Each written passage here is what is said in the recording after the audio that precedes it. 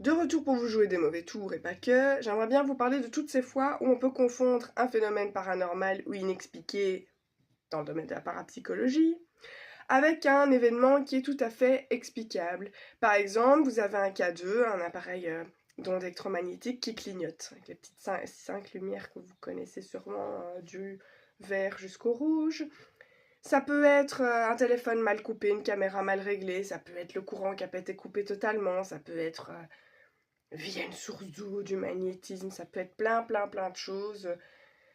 L'aménagement des lieux qui a peut-être été changé, qui a fait que les énergies ont été changées et donc forcément plus sensibles. Donc c'est pas forcément paranormal. Un pod avec l'antenne, vous irez vous renseigner également. Pareil, ça peut être la table qui a tremblé parce qu'il y a une voiture ou un camion ou autre, un 4x4 qui est passé en face du château ou de la maison. Quand vous entendez un bruit, que vous avez l'impression que c'est un bébé ou une petite fille ou un petit garçon qui pleure ou autre, ça peut être un chat, ça peut être un hibou perché dans un arbre en face du château ou du lieu-dit. Il y a souvent une explication rationnelle, voilà. C'est pas automatiquement un fantôme ou un extraterrestre ou un phénomène inexpliqué à ce jour. On va d'abord rechercher des causes plus logiques et rationnelles, voilà. Donc on procède par élimination.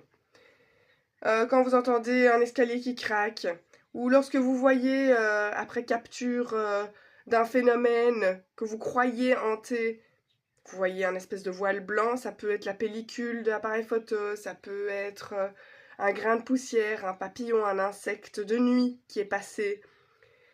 Le fait d'entendre des bruits à telle heure de la nuit, 2, 3 heures du matin, c'est peut-être parce que votre cerveau est plus en alerte, plus en méthode de survie, on va dire. Donc il y a la plupart du temps des explications et une question de gestion émotionnelle. Voilà.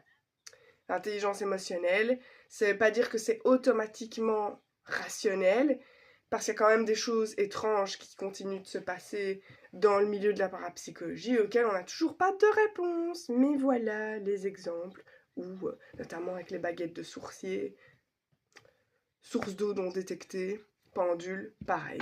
Bisous et à la prochaine.